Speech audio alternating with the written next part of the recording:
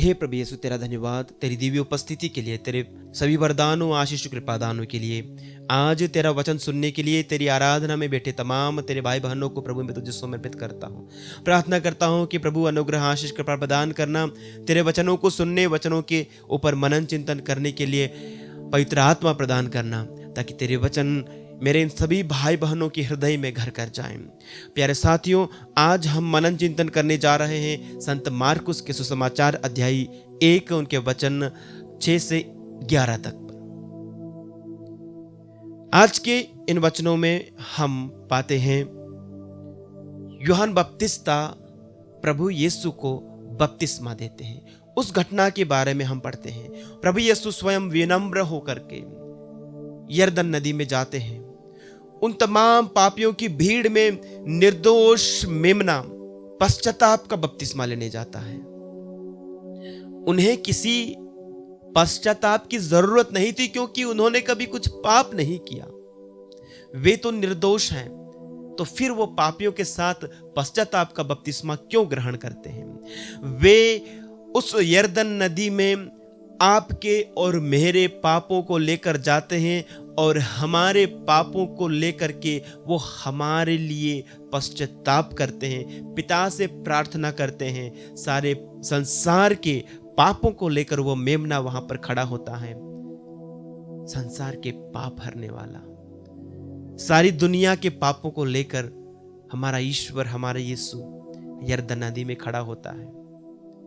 ये घटना हमें उस घटना की याद दिलाती है जब मिस्र की गुलामी से आजाद होकर 40 वर्षों तक मरुभूमि में भटकते भटकते इजरायली लोग जब अंत में वे प्रतिज्ञा देश में प्रवेश करते हैं, तो विधान की मंजूषा ढोने वाले याजक यरदन नदी के बीचों बीच खड़े होते हैं और यरदन नदी का पानी रुक जाता है और इजरायली सूखे पांव यरदन नदी पार करके प्रतिज्ञा देश में प्रवेश करते हैं। आज ये मसीह नए विधान की मंजूषा प्रभु यीशु ख्रिस्त यरदन नदी में खड़े होते हैं, ताकि हम सब नए विधान की इजरायली प्रजा उस स्वर्ग के प्रतिज्ञात देश में प्रवेश कर सकें। आज उनकी यरदन नदी में खड़े होने से हम इस योग्य बनते हैं कि हम स्वर्ग रूपी प्रतिज्ञा देश में प्रवेश कर सकें। कितनी सुंदर बात है, कितनी अनोखी और कितनी प्यारी बात है कि हमारे खुदा, हमारे यीशु मसीह हमारे लिए पश्चाताप करते हुए यूहन्ना से बपतिस्मा ग्रहण करते हैं। और उस समय एक बहुत ही सुंदर घटना, एक बहुत ही हृदय स्पर्शी घटना वहां पर होती है कि आकाश, स्वर्ग खुल जाता है और स्वर्ग से पिता की आवाज सुनाई पड़ती है कि यह मेरा प्रिय पुत्र है। पवित्र आत्मा का पोत के रूप में प्रभु यीशु पर उतरते हैं। प्यारे भाइयों और बहनों, यह घटना प्रभु यीशु के जीवन के लिए, जो कि हम सब के लिए मनुष्य बना, तो मनुष्य बने उस पवित्र त्रित्व के दूसरे व्यक्ति के लिए यह घटना बहुत ही महत्वपूर्ण थी। क्यों महत्वपूर्ण थी? क्योंकि ये वही अनादिकाल से विद्यमान ईश्वर का वचन है जो पिता के साथ रहता था।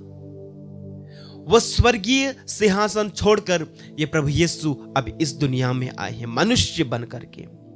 हालांकि पिता और पुत्र के साथ उनकी घनिष्ठता मनुष्य बनने से खत्म नहीं हुई, वे अब भी उस घनिष्ठता से जुड़े हुए हैं, लेकिन पिता, पुत्र और पवित्र आत्मा का ये संगम लोगों के सामने आज पहली बार प्रकट हुआ।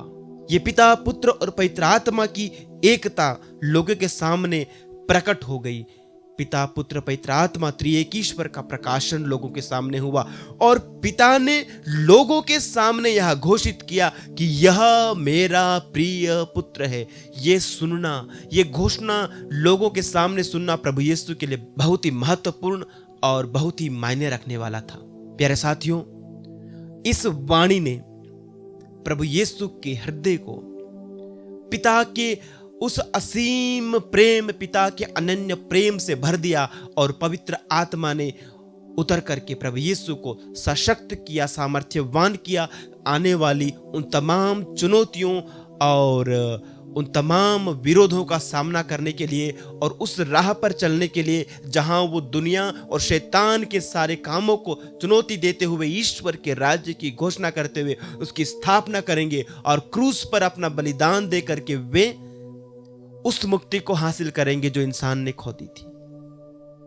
प्यारे साथियों, हम सब भी अपने अपने बपतिस्मा के द्वारा इसी मिशन के लिए बुलाए गए हैं कि हम भी प्रभु यीशु के समान बपतिस्मा के बाद निकल पड़े उन चुनौतियों का सामना करने के लिए, निकल पड़े ईश्वर के राज्य के प्रचार के लिए निर्भीक होकर, क्योंकि हमें भी वही पवित्र आत्मा मिला है। उसी पवित्र आत्मा की शक्ति हम सबको दी गई है और पिता की यह वाणी हम सब के लिए गूंजती रहती है कि यह मेरा प्रिय पुत्र है, यह मेरी प्रिय पुत्री है। ईश्वर का वही प्रेम हमें दिया गया है, वही करुणा और उनकी अनुकंपा हम सबको दी गई है और जिस प्रेम और अनुकंपा का, उसी कृपा का प्रचार करने के लिए हम सब बुलाए गए हैं। प्यारे साथियों, प्रभु यीशु को यह पता था कि उनका यह कार्य उतना आसान नहीं होगा, फिर भी उन्होंने इस कार्य को अपने ऊपर लिया क्योंकि पिता का प्रेम उनके साथ था, पवित्र आत्मा का सामर्थ्य उनके साथ था। प्रभु यीशु ने अपने शिष्यों से स्पष्ट कहा कि उनके अनुयायियों को, मसीहियों को कभी भी एक आरामदायक जीवन नहीं मिलेगा। उन्हें अपना क्रूस उठाना है, अपना क्रूस उठा करके उनके पीछे चलना है।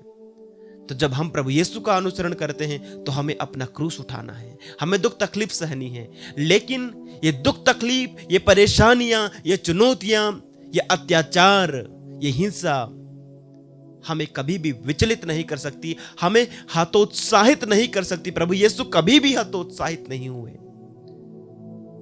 क्यों? क्योंकि पिता का प्रेम उनके हृदय में था, पवित्र आत्मा का सामर्थ्य उनके साथ था। वही पिता का प्रेम हमारे अंदर कार्य करता है, वही आत्मा का सामर्थ्य हमारे अंदर कार्य करता है। इसलिए हम नहीं डरते, इसलिए हम पीछे नहीं हटते, इसलिए हम पूरी शक्ति और सामर्थ्य के साथ उस प्रभु के वचनों का प्रचार करते हैं। आइए प्यारे साथियों, अपने जीवन को एक बार फिर से हम प्रभु यीशु के पवित्र चरणों में अर्पित करें। पवित्र यूखरिस्त में उपस्थित प्रभु यीशु को हम अपना सारा जीवन दे दें